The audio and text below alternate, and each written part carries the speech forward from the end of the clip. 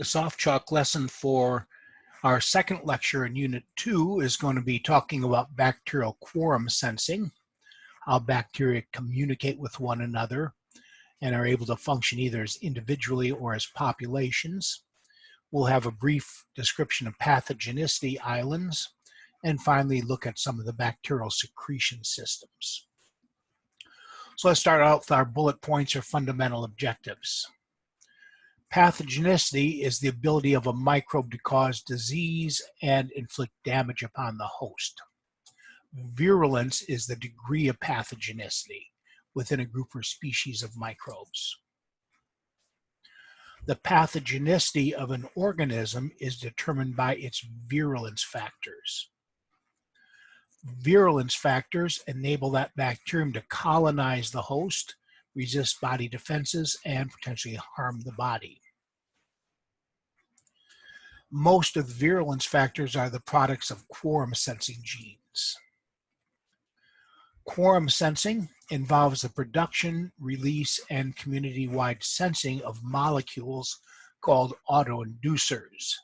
These autoinducers modulate gene expression and ultimately bacterial behavior, and this is all in response to the density of a bacterial population. The outcomes of bacterial-host interaction are often related to bacterial population density. At a low density of bacteria, the autoinducers diffuse away from the bacteria, and there are insufficient quantities of these molecules to activate the quorum-sensing genes. And if the quorum-sensing genes are not activated, that enables the bacteria to act as individual bacteria rather than as a population. Acting as individual organisms may enable a low density of bacteria to gain a better foothold in the new environment by enabling bacteria to use motility and taxis to contact cells, use pili to initially adhere to cells or to crawl over host cell surfaces, using adhesins to adhere to host cells and resist flushing, and secreting a glycocalyx to start to form microcolonies. As the bacteria increase in number geometrically as a result of binary fission, and the bacteria reach a high density, then large quantities of autoinducers are produced. These then bind to the signaling receptors on the bacterial surface in sufficient quantity so that the quorum sensing genes are activated. And once the quorum sensing genes are activated, that enables the bacteria to behave as a multicellular population. By behaving as a multicellular population, individual bacteria within the group are able to benefit from the activity of the entire group. As the entire population of bacteria simultaneously turn on their virulence genes, the body's immune systems are much less likely to have enough time to counter those virulence factors before harm is done. Virulence factors such as exoenzymes and toxins can damage host cells, enabling the bacteria in the biofilm to obtain nutrients. As the area becomes overpopulated with bacteria, quorum sensing enables some of the bacteria to escape the biofilm, return to individual single-celled organism behavior, and to find a new site to colonize. Quorum sensing enables bacteria to communicate with members of their own species, with other species of bacteria, and with their eukaryotic host cells. Most genes coding for virulence factors in bacteria are located in pathogenicity islands, or PAIs, and these pathogenicity islands are usually acquired by horizontal gene transfer. Many bacteria involved in infection have the ability to co-opt the function of the host cell for the bacterium's own benefit by producing secretion systems that enable the bacteria to directly inject bacterial effector molecules into the cytoplasm of the host cell in order to alter the host cell's cellular machinery, cellular function, or cellular communication. So those are our bullet points for this SoftChalk lesson, and let's look at our detailed learning objectives you need to know for the exam. Define the following: pathogenicity and virulence. define and briefly describe the overall process of quorum sensing in bacteria and how population density enable the bacteria to behave as either individual bacteria or as a multicellular population. State at least 2 possible advantages of individual bacterial behavior. State at least 2 possible advantages of multicellular bacterial behavior. State what is meant by intraspecies, interspecies, and interkingdom communication, and state the function of bacterial secretion systems, some of which are called injectosomes, such as the type 3 and type 6 secretion systems in bacterial pathogenicity.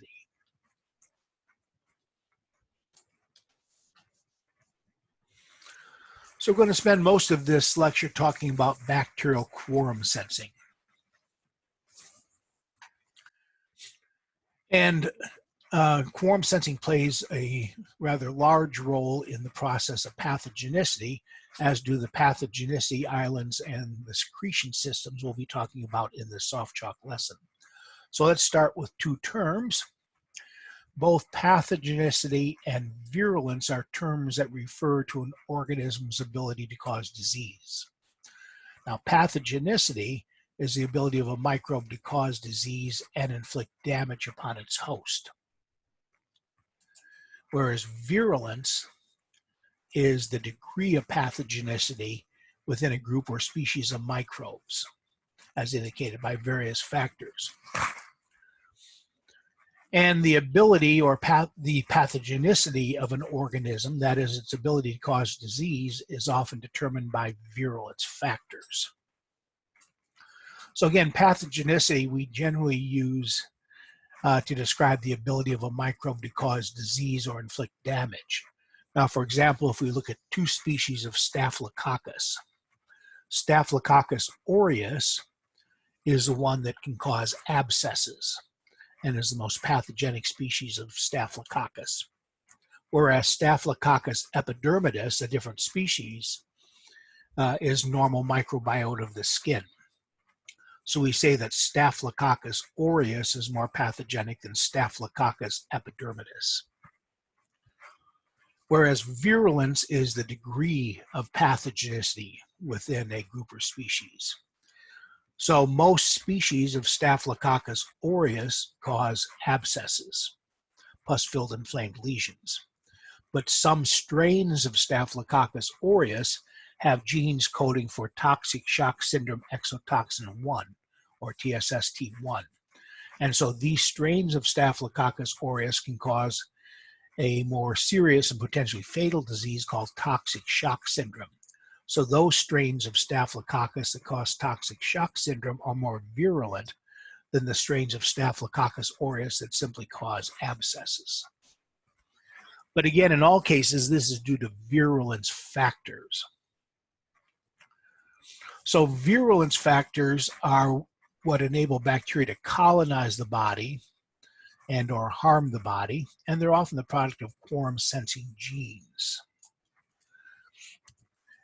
Now we'll be talking about virulence factors throughout the course. Let's take a look at our little definition up here. So virulence factors, of course, are due to genes. These genes code for molecules that are expressed or secreted that enable that bacterium to maybe colonize the host and establish a foothold, or evade or inhibit immune responses, or enter or leave a host cell, or obtain nutrients from a host cell, or cause harm. So all of these things are due to gene products called virulence factors, and these virulence factor genes are often related to quorum sensing genes. So starting out simply with quorum sensing, many bacteria can sense their own population density. They can communicate with each other through secreted chemical factors, and that enables them to either behave as a population or as individual bacteria. And that quorum sensing does play an important role in pathogenicity and survival for many bacteria.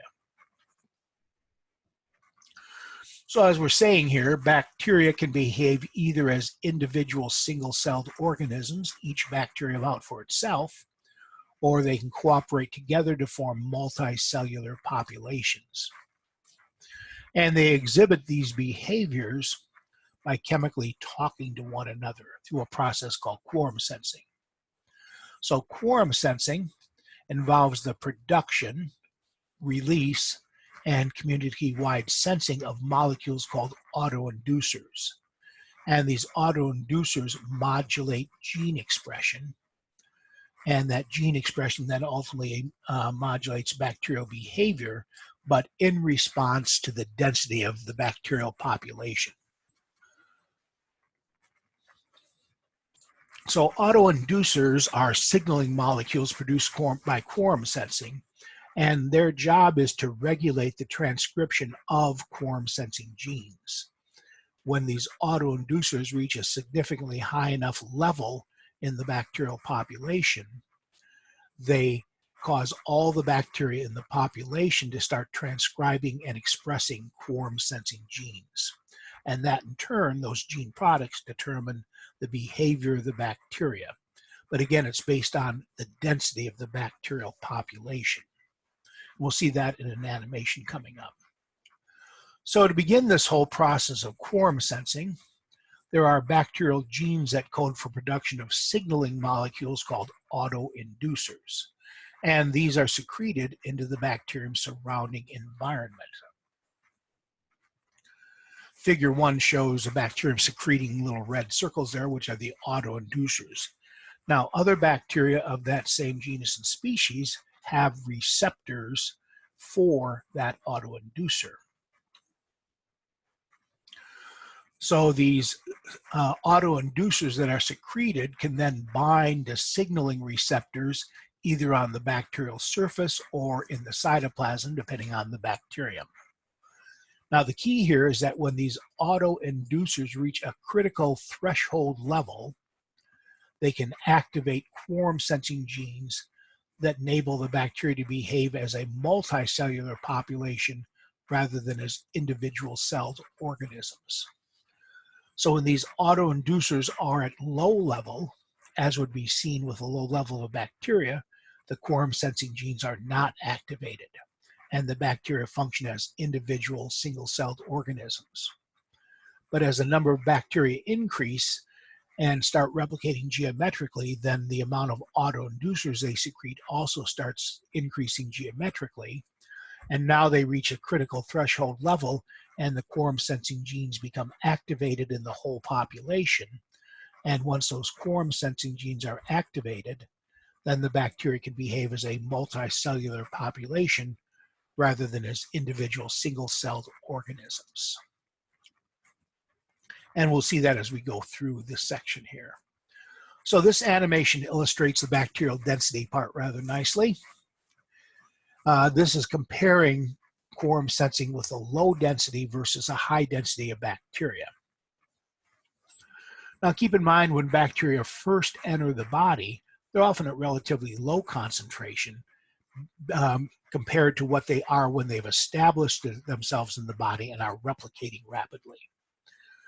So at low density, such as would occur when bacteria first enter the body, because there's a low density of bacteria, they're spread out, they aren't very concentrated. And here we see the autoinducers that are going to be secreted. In this case, the quorum sensing receptors, or the autoinducer receptors, are inside the cytoplasm. In some bacteria, they're on the surface. So at a low density, as the bacteria secrete these little red autoinducers, they diffuse away from the bacteria, but there's so little autoinducer being made because there's so few bacteria, and the bacteria aren't that concentrated together, and so you don't get enough of these autoinducers entering bacteria and binding to the receptors for the autoinducers.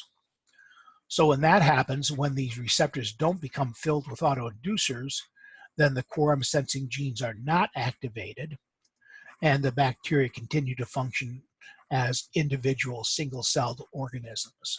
So as you see at low density of bacteria, because low levels of autoinducers are being made, the quorum sensing genes are not activated, and this favors individual cellular behavior.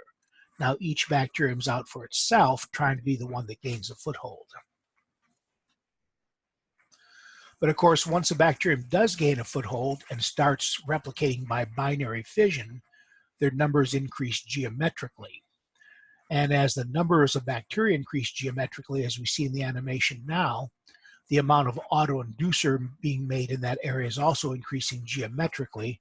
So now you have many bacteria producing large amounts of autoinducer at high density, and the autoinducers can then enter the bacteria and bind at a critical level to the receptors for the autoinducers. And so once you have enough of these receptors filled with autoinducers, that causes each of the bacteria in the population to simultaneously activate their quorum sensing genes. And once the quorum sensing genes are activated, which again we see at a high density of bacteria with high levels of autoinducer being secreted, then the bacteria can switch from individual cell behavior to functioning as a multicellular population. So as we see whether these quorum sensing genes are activated and whether the bacterium functions as individual single-celled organisms or as a multicellular population is based on the density of the bacteria. High density, lots of autoinducer released, quorum sensing genes are activated, the bacteria functions as a population. Low levels of bacteria, very little autoinducer is being made, it diffuses away, the quorum sensing genes are not activated, the bacteria function as individual bacteria. And we know what these autoinducers are. They're different in gram negatives and gram positives. That's not too important to us here. But what we need to realize is that the outcome of the interaction between bacteria and us, the host, is often related to bacterial population density. And again, as we said, bacterial virulence, the ability to cause disease, is largely based on gene products called virulence factors that enable the bacteria to better colonize our body, resist body defenses, and potentially harm the body. So let's compare low and high density of bacteria and how that affects quorum sensing. Now again, at low density of bacteria, which would often occur when bacteria first enter the body, because there's very few bacteria, the autoinducers diffuse away from the bacteria as we see in figure 2. The bacteria are not as crammed together as much as they would be at high density, and so there's not enough autoinducer being made, binding to enough autoinducer receptors in around the surrounding bacteria to activate the quorum sensing genes. So what happens at low density is that sufficient quantities of these autoinducers are unable to bind to the signaling receptors, and the quorum sensing genes that enable the bacteria to act as a population are not activated. So again, at low density, quorum sensing genes are not activated, which enables the bacteria to behave as individual single-celled organisms rather than as a population. And there's advantages to that. Advantages of individual bacterial behavior, which is seen at low bacterial density when quorum sensing genes are not activated. This produces virulence factors that may better enable the bacterium to colonize the body. So colonizing is just basically gaining a foothold, trying not to be removed by the body and staying there long enough to establish themselves. And we can see the advantage of bacterial density. If a relatively small number of bacteria were to enter the body and they started producing the virulence factors that they produce as a population, chances are the body's immune system would have enough time to recognize the bacteria, counter the virulence factors, and remove the bacteria before there's any really significant harm. Let's take the case of a bacteria making an exotoxin that might be harmful to the body. Well, if the bacteria started producing them when they first entered at low density, there wouldn't be enough bacteria producing enough toxin to be harmful to us. and we could recognize that toxin as foreign, make neutralizing antibodies against it, and neutralize the toxin before it causes any harm. But if the bacteria can just try to establish themselves and not be removed, but not turn on those toxin genes until there's a large density of bacteria, then at a large density, if all the bacteria simultaneously start secreting that toxin, that likely is going to overwhelm our body's defense's ability to neutralize that toxin, and now the bacteria can cause harm. So at a small number of bacteria or low density, the bacteria wants to utilize virulence genes that enable it to act as an individual organism rather than as a multicellular population. It wants its quorum sensing genes turned off because those virulence factors help it to better gain a foothold or colonize. So let's look at how at low density these virulence factors with the quorum sensing genes turned off enable the bacteria to get a better foothold in their new environment of our body. First of all, motility. We saw back in Unit 1 that motility serves to keep bacteria in an optimum environment via taxis. And we know that motility and chemotaxis probably help some intestinal and urinary pathogens to swim through the mucus layer so they can attach to epithelial cells of the mucous membrane and colonize without being flushed away.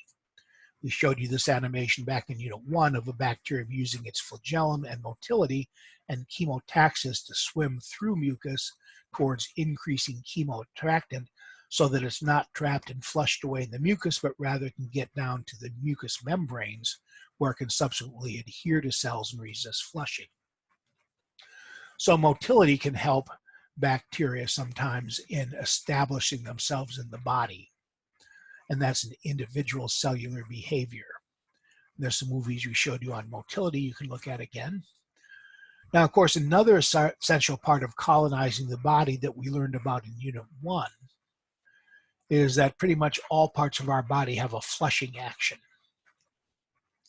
whether it be shedding epithelial cells from the skin and mucous membranes, removing bacteria through coughing, sneezing, vomiting, diarrhea, mucus removing bacteria from the body, saliva flushing organisms out of the mouth, blood flushing organisms out of a wound, urine flushing organisms out of the bladder. So again, pretty much every part of our body has a flushing action. So we saw in Unit 1 that bacteria can resist physical removal by flushing by using the adhesive tips of pili, cell wall adhesins, or capsules of glycocalyces. And then we also saw that some bacteria produce type 4 pili, which allow the bacteria to walk or crawl along the surface and spread out and eventually give rise to microcolonies. So as an individual behavior, which again we see at low bacterial density with quorum sensing genes not activated, the flagella can allow the organism to maybe swim through mucus and get to mucosal cells. Pili can use their adhesive tips to bind to pilus receptors for initial attachment. And then as the pili retracts, cell wall adhesins can bind more tightly to adhesin receptors so the organism is not flushed away. And again, that's individual cellular behavior that does that. So we've seen before again that bacteria can use cell wall adhesins to bind to adhesin receptors to resist flushing. And again, that helps it to gain a foothold to begin colonizing or establishing itself in the body. And most gram-negatives use first pili and then cell wall adhesins. And again, as we showed you under pili in Unit 1, in this animation, the adhesive tips of the pili are going to bind to adhesin receptors, or pilus adhesive tip receptors. And that often allows for the first initial contact. It's not a real tight attachment, but it's one that allows the bacteria to initially begin to adhere to cells and colonize. If it had type 4 pili, then it might actually, as it replicates, crawl over the surface of the cell and spread out. And then eventually, as the pili depolymerize, the bacteria reel themselves in so that cell wall adhesins can bind to adhesin receptors. So the whole adhesive pili, cell wall adhesin, type 4 pili for crawling over cellular surfaces. That's all part of individual cellular behavior typically that helps the bacterium to gain a foothold and establish itself in the body. And then, of course, we saw that they can secrete an extracellular, typically polysaccharide, sometimes polysaccharide glycocalyx or capsule, which can also allow them to adhere, resist phagocytosis, and again begin to the first process in forming microcolonies for staying in the body. So that individual cellular behavior with the flagella, the pili, the adhesive tips, all of that's helping it to gain a foothold, to establish itself, to initially resist some phagocytosis with the capsule and such, so that it can begin to establish itself in the body. But once it's established and not flushed, then it will continue to divide by binary fission and increase its number geometrically. Remember, the population doubles every generation time because of binary fission. And as the bacterial population increases geometrically, so does the amount of secreted autoinducers increase geometrically. So now at a high density of bacteria, because they have colonized and can now replicate, then at a high density, they produce high levels of autoinducers. And this in turn can activate the quorum sensing genes. So at a high density of bacteria, large quantities of autoinducers are produced. These then bind to signaling receptors on the bacterium in sufficient quantity to activate the quorum sensing genes. And once those quorum sensing genes are activated, that enables the bacteria to switch to multicellular population behavior rather than individual single-celled behavior. So again, at a high density of bacteria, as we see in figure 5, lots of autoinducers being secreted. It can bind sufficiently to the receptors for the autoinducer, and when enough of these receptors become filled with autoinducer, they activate the quorum sensing genes, and that activation is then going to trigger multicellular population behavior rather than individual single-celled behavior.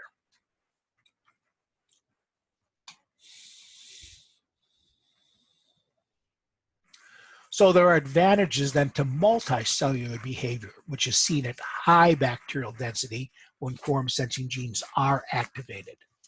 And whereas single-celled behavior help bacteria to initially colonize or establish a foothold, multicellular behavior functioning as a population helps the bacteria to persist in the body and stay there.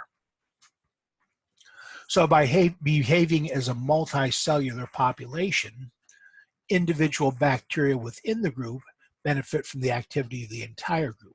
And keep in mind, once biofilms start forming, as we'll see in a minute, other bacteria may enter the biofilm and may actually be beneficial to the whole population. So now if the whole population starts turning on these virulence genes when you have a high density, then the body's immune system is less likely to have enough time to counter those virulence factors before the organism does harm. So by kind of masking itself with individual behavior and not producing a lot of these virulence factors at low population density, that allows it to gain a foothold. But once it gains a foothold, then by increasing its density of bacteria through binary fission and activating the quorum sensing genes, now by behaving as a multicellular population, it's going to make it harder for the immune system to control these bacteria and a greater chance the bacterium will cause harm. And part of that is producing a biofilm. So it starts out, of course, by secreting the extracellular adhesive matrix or the glycocalyx, but now we have the whole population in the colony, or initially a microcolony, producing that. And that allows for an irreversible attachment to the mucous membranes, for example, and that begins the process of biofilm formation. So once the whole population starts secreting this adhesive matrix, that starts forming the biofilm. At high density, virulence factors like exoenzymes and toxins that can damage host cells can enable the bacteria in the biofilm to obtain nutrients. So again, by waiting for the whole population to make these enzymes and toxins that damage our cells until the bacterium is where it can persist, then it's able to obtain the food it needs to feed the whole population. And that allows the biofilm to continue to develop and mature. And it eventually develops the water channels, a complex whole population. Other bacteria may enter the population, but then it can reach a point where the area becomes overpopulated with bacteria, and then quorum sensing enables some of the bacteria to escape the biofilm by having some of those near the surfaces switch back to individual cellular behavior, often by producing flagella, for example, and return to individual single-cell behavior, swim away and find a new site to colonize to begin a whole new population and a whole new biofilm. And a good example of that is the bacterium Pseudomonas aeruginosa. This is often a severe cause of healthcare-associated infections. Can cause chronic infections in people with cystic fibrosis, and it's especially dangerous to people who are immunocompromised. Now, when Pseudomonas aeruginosa first enters the body, of course, typically it's relatively low density, and so the autoinducers diffuse away from the bacteria. Sufficient quantities of autoinducers are unable to bind to signaling receptors, and the quorum sensing genes that enable the bacteria to act as a population are not activated. So again, at low density of Pseudomonas, low levels of autoinducers are produced, the quorum sensing genes are not activated, the bacteria continue to act as individual single-celled organisms, every Pseudomonas out for itself. And so it can use its motility genes to produce its monotrichous flagella that can allow it to swim through mucus and get through the mucus and make contact with the host mucous membranes, as we see in figure 6A, step 1. Genes coding for pili and cell wall adhesins are being expressed. So once the flagella enable the bacterium to swim through the mucus and make contact with mucous membranes, then pili with their adhesive tips enable the bacteria to reversibly attach to the host cells to resist flushing and begin the process of colonization or gaining a foothold. Now, Pseudomonas also produces type 4 pili, which enables the twitching motility or crawling motility we saw over surfaces. And as the bacteria replicate, then they can crawl along and spread out over the mucous membranes, finding new places to attach via the type 4 pili. And then subsequently, the pili retract, and that allows cell wall adhesins in the cell wall to more intimately bind to the mucous membranes and resist flushing. So in step 1 of figure 6A, we see the flagellum allow it to swim and the adhesive tips of the pili binding to pilus receptors on host cells in the mucous membranes. As it replicates, type 4 pili can allow the bacterium through its twitching motility to crawl along the surface of the cells, as we see in figure 6B, step 2. So here we see it spreading out. Step 3, eventually the pili retract, allowing cell wall adhesins to bind it more tightly.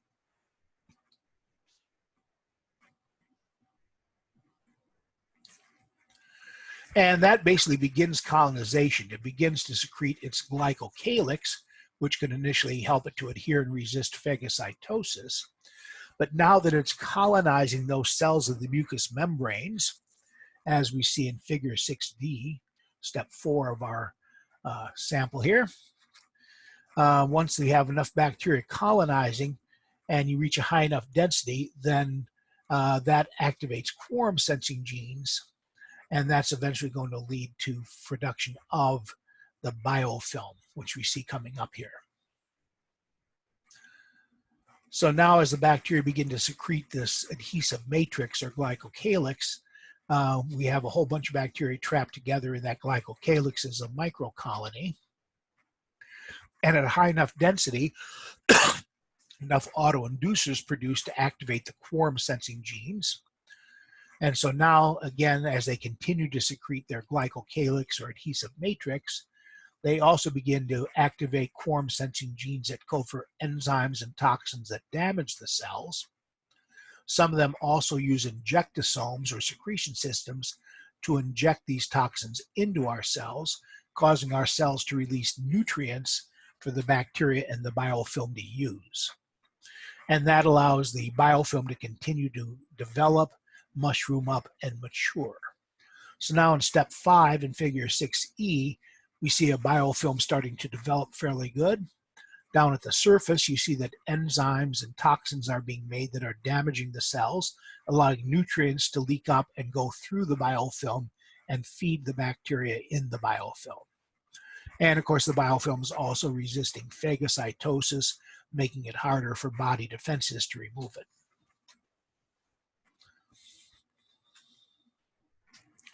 And as the bacteria continue to replicate, the biofilm continues to mature.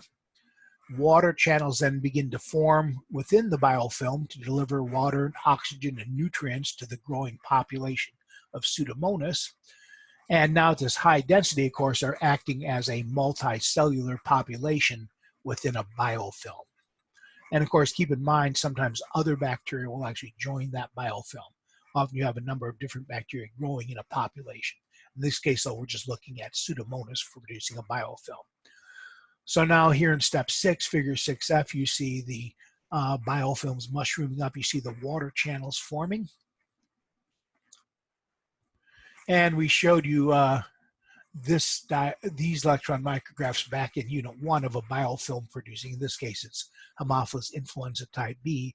But again, the biofilm are these bacteria encased in a common adhesive matrix or glycocalyx. But now we see the water channels beginning to form, and the water channels forming tributaries, so that as the nutrients leach up from the host cells, the water channels deliver that throughout the population, providing food, oxygen, and such.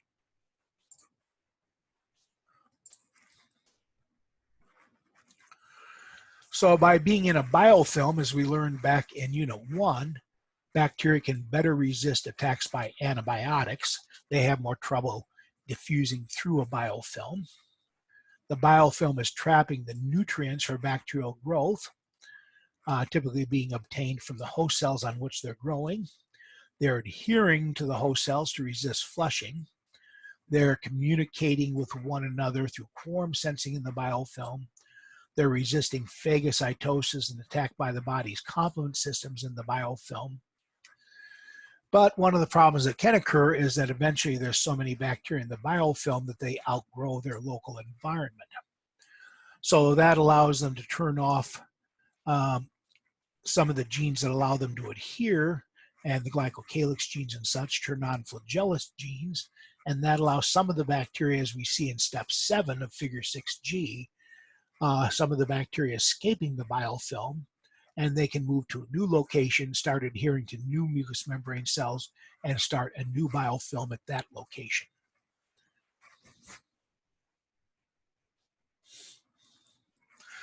So what we've been talking about thus far is what we referred to as quorum sensing, where bacteria are talking to members of their own species. We call that intraspecies communication. Bacteria within the same species talking to one another to determine their density and whether or not those quorum sensing genes are going to be activated. But it turns out that bacteria are multilingual. Bacteria can also chemically talk through quorum sensing to bacteria that are not of their genus or species, and we call that interspecies communication. Bacteria communicating with a different species of bacteria. And so there are different autoinducers and receptors for both. We have the intraspecies autoinducers that bind to their receptors, but also bacteria secreting interspecies autoinducers that bind to a different receptor. And many bacteria share these interspecies autoinducers and receptors.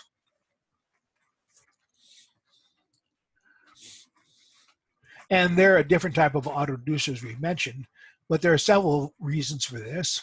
In some cases, bacteria uses interspecies communication to work cooperatively with various other bacteria in their biofilm, bacteria of a different genus or species.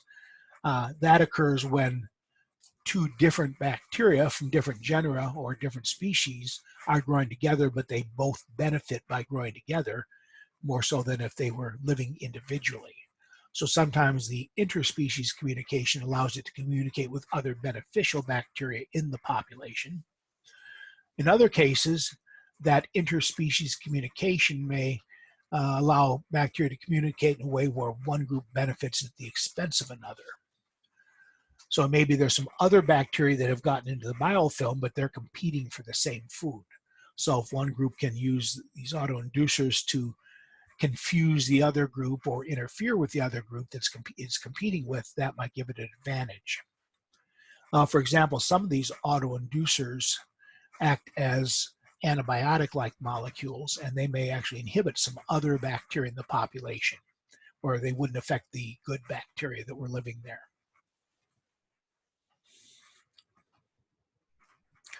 And then bacteria also have interkingdom communication. And this is communication between the bacteria and their animal or plant host cells. For example, we're finding more and more bacteria that have signaling receptors that recognize human hormones. Human hormones bind to the bacteria. And we know that in some of these cases, when a human hormone binds to a signaling receptor on a bacterium, that can actually activate certain virulence genes in bacteria. Also, some bacterial autoinducers actually enter human cells and regulate human cellular function. So some bacterial autoinducers enter our cells, and they can actually help suppress immune responses, giving the bacteria a better chance to establish themselves in the body. So as we see, bacteria are quite good at communicating. They communicate with members of the same species through interspecies communication to determine whether to function as individual single-celled bacteria or multicellular populations. But they can also chemically communicate with bacteria of a different species or genus, interspecies communications, sometimes to help other bacteria in the population that may be beneficial, or to inhibit other bacteria in the population that may be harmful. And then, of course, some of our chemicals communicate with bacteria, and some of the bacterial chemicals communicate with our cells to affect either bacterial behavior or the behavior of our cells. So this is something that 30 years ago we never heard of. We always thought that bacteria are all individual single-celled organisms, each out for itself. But in fact, we now know that most bacteria in nature live in biofilms, and this biofilm formation and communication is also often through quorum sensing. So there's a little self-check you can do on the quorum sensing section. Just a little brief blurb in this next section on pathogenicity islands. Now we know that the genomes of pathogenic bacteria, compared with similar non-pathogenic species or strains, show extra genes, and these genes again code for virulence factors. And again, these virulence factors are molecules that the bacteria express or secrete that better help them to colonize our cells, to evade or inhibit our immune responses, to enter into or get out of cells, to obtain nutrients. So anything from the capsules to adhesions to secretion systems to invasins to toxins, all of those are virulence factors. And most genes coding for virulence factors in bacteria are located in segments of DNA called pathogenicity islands, or PAIs. And these pathogenicity islands are usually transmitted from one bacterium to another through horizontal gene transfer.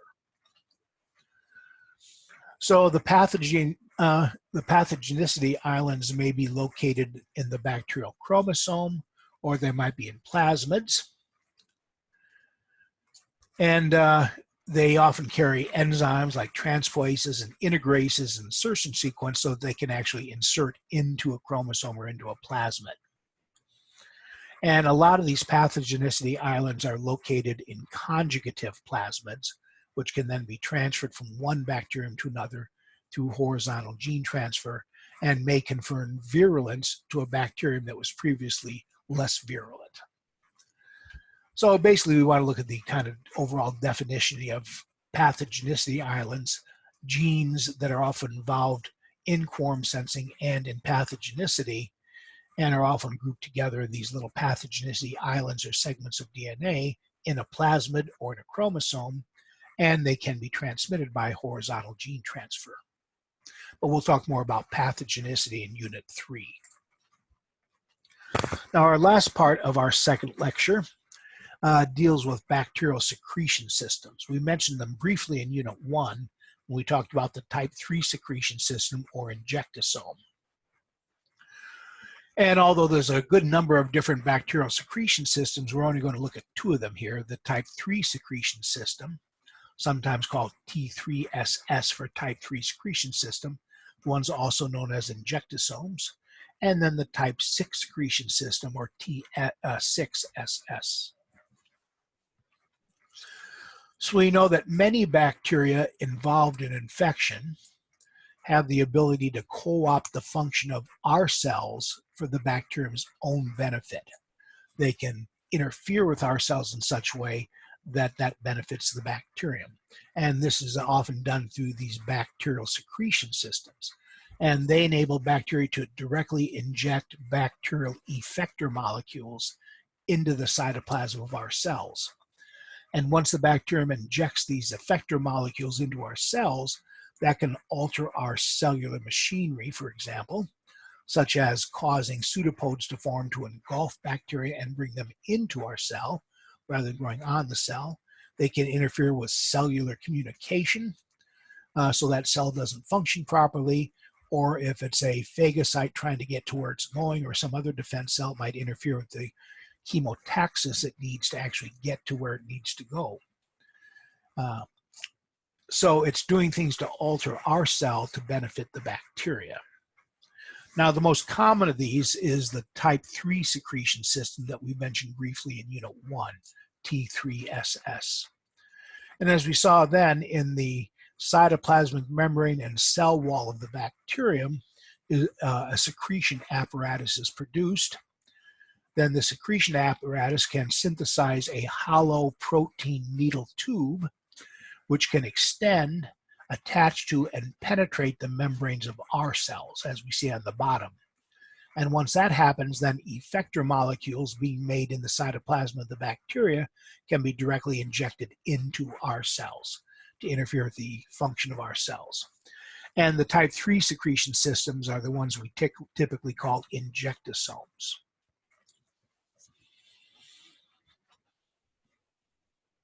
Now, there is a type 4 secretion system that can also transfer effector proteins, but that's actually very similar to the system bacteria use for conjugation and mating for.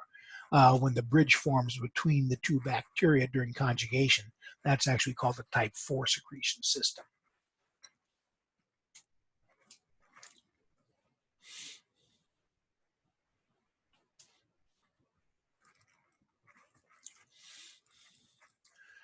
And let's look at this animation here. That'll show us a type 3 secretion system in action, as well as pili and flagella.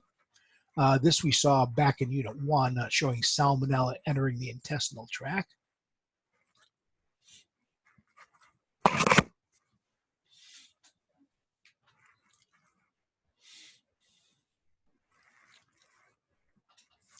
So again, salmonella have a paratrichous arrangement of flagella. They use that to swim through the mucus and down amongst the microvilli that allow our intestinal cells to absorb nutrients. And as they move through the mucus towards the mucous membranes, then pili allow them to initially attach. Now, eventually also adhesins can help them to attach, but they're not shown here. So it just shows the pili right here attaching. And this is the secretion apparatus that's part of the type 3 secretion system. There's the hollow protein needle that's being synthesized. Then it sends down a little piece called the translocon. And that actually forms a receptor on our membrane for the needle. And that allows the needle of the injectosome then to attach firmly. And now we see it injecting effector molecules into the cytoplasm of our cell. So now we're looking inside our cell. And these are going to be effector molecules that are going to polymerize actin so that pseudopode will form, and they will engulf the salmonella and bring it into the intestinal cells where it can resist body defense molecules and get free food.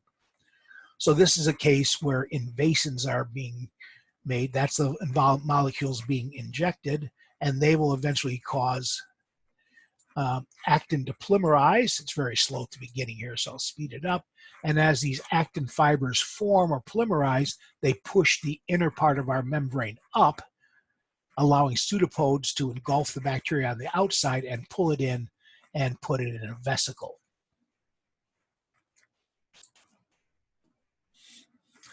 So the type 3 secretion system is also the one known as the injectosome.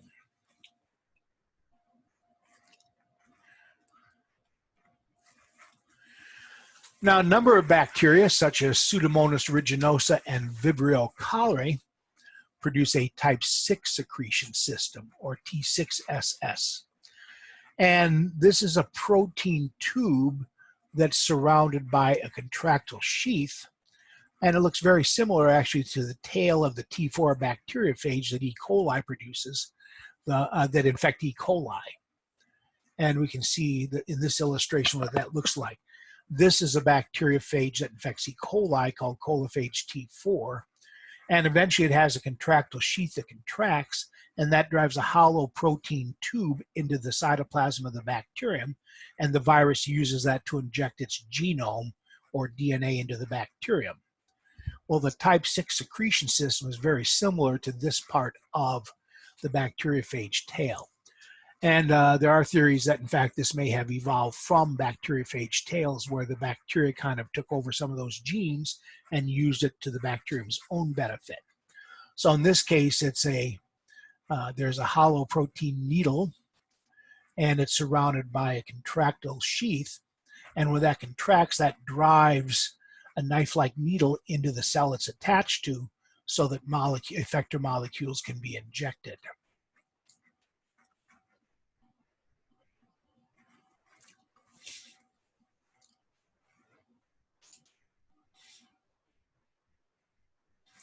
And here's an electron micrograph where you see type 6 secretion system.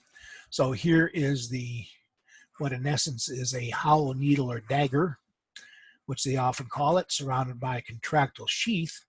This is before it contracts. After it contracts, that drives the hollow dagger-like structure into whatever the bacterium is attached so that it can inject effector molecules.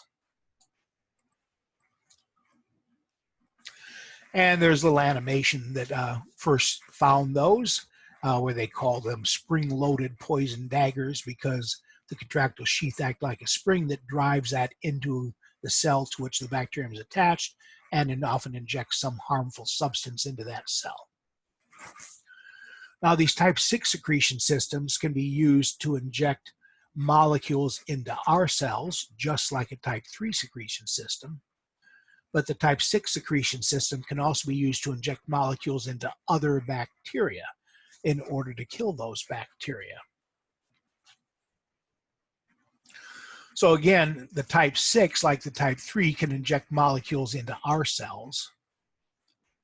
But the type 6 can also inject antibacterial effector molecules into other bacteria to kill them. And there's a real nice example of that in this excellent essay that's from the journal Science. And the people who discovered this called it tit-for-tat type 6 secretion, where when one bacterium is attacked, it counterattacks, and sometimes counterattacks to overcome the first bacterium. But it's rather interesting because we can actually see these type 6 secretion systems form using special fluorescent genes that are added to the bacteria so that they can either fluoresce red or green. And in this case, the secretion systems are going to fluoresce red or green as they assemble and disassemble. So you might want to watch this whole video. It's pretty interesting, and the guy explains it really well. But let me point out some highlights here. I'm going to leave the volume off because it is rather long, and I'm going to be showing you segments of this.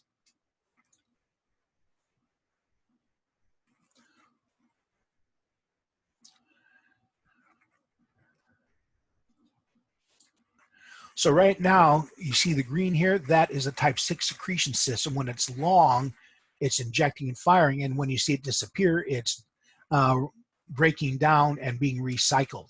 So these these secretion systems, like we see here, assemble and disassemble. They inject, and then they can assemble on another site, and these can form on a number of sites along the way.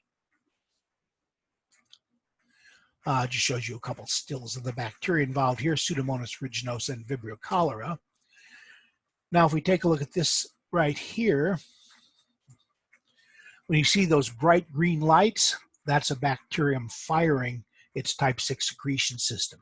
That's the secretion system assembling, injecting molecules into the bacterium in which it's attached, and then disassembling and then reassembling, possibly at another location. So every time you see that little green flashing light, that's a bacterium injecting effector molecules into the bacterium it's attached to. So let's watch that a little bit more. And here's where we use the other fluorescent gene that has a red, causes it to fluoresce red. So again, that's it firing. So right now you see two bacteria that are attached. See one attacks and then the other counterattacks. So every time you see it get long, that's forming a firing an injection system. Then when it gets down to one square, it's reassembling. So what we know about these type 6 secretion systems is that when one bacterium fires, the other one counterattacks. Now, right now we're looking at Pseudomonas aeruginosa. And it isn't that sophisticated a system. When one Pseudomonas fires into a neighboring Pseudomonas, the neighboring Pseudomonas counterattacks. And that might seem bad. Why would they want to attack its own kind? Well, they simply can only tell that it's been attacked. But it turns out Pseudomonas have immunity proteins. The Pseudomonas that's injected has proteins that neutralize the harmful substance that's being injected. So when one Pseudomonas injects another Pseudomonas, neither of them are harmed. They can neutralize the harmful products there. But this mechanism, again, is where it only attacks only when it's attacked is a counterattack. And that includes its own members, but then again, usually that's harmless to the members of the same genus and species. But in a minute, they're going to mix two different bacteria, Pseudomonas aeruginosa, which has the fluorescing green color, and Vibrio Cholera, that has a fluorescing red color. And we're going to see that when the Vibrio Cholera attacks the Pseudomonas goes crazy and counterattacks much more effectively and winds up killing the Vibrio that's attacking the Pseudomonas. So there you see again the Pseudomonas attacking one another with the type 6 secretion firing, reassembling, firing, reassembling.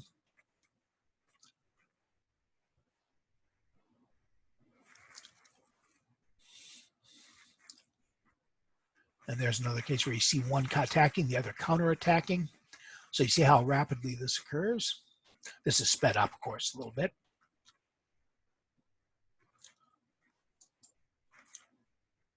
Let's move ahead a little. This is Vibrio Cholera doing the same thing. Vibrio attacking itself. So in this case, wherever you see the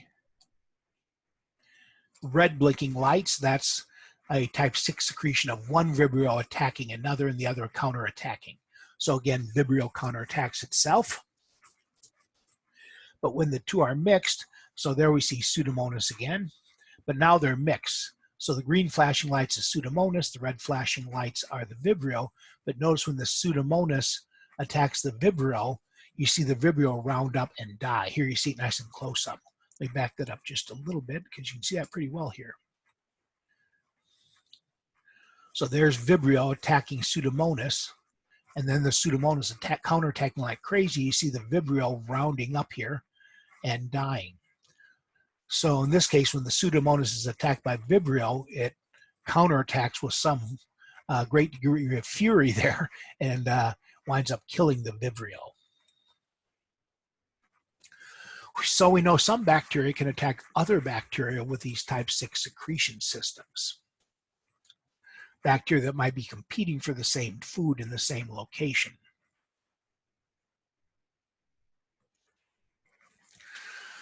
Well, as we mentioned, usually the same species, when attacked by itself, has immunity protein, so it's not harmed, but not all of them do so. We do now know that some Vibrio Cholera use their type 6 secretion system to attack one another, because some in the population are not immune to the harmful chemicals.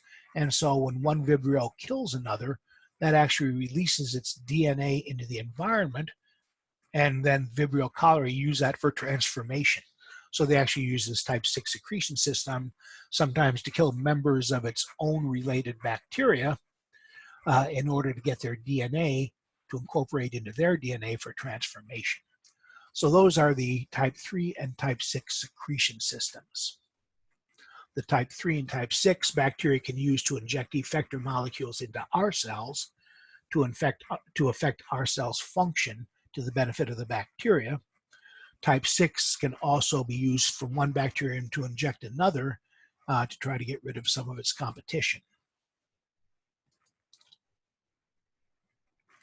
And there's a little self-check you can do on the secretion systems. And of course, at the end of the unit, we have our self-quiz on the whole SoftChalk lesson that you can do to quiz yourself. So that's bacterial quorum sensing, brief look at pathogenicity islands, and type 3 and type 6 secretion systems in bacteria.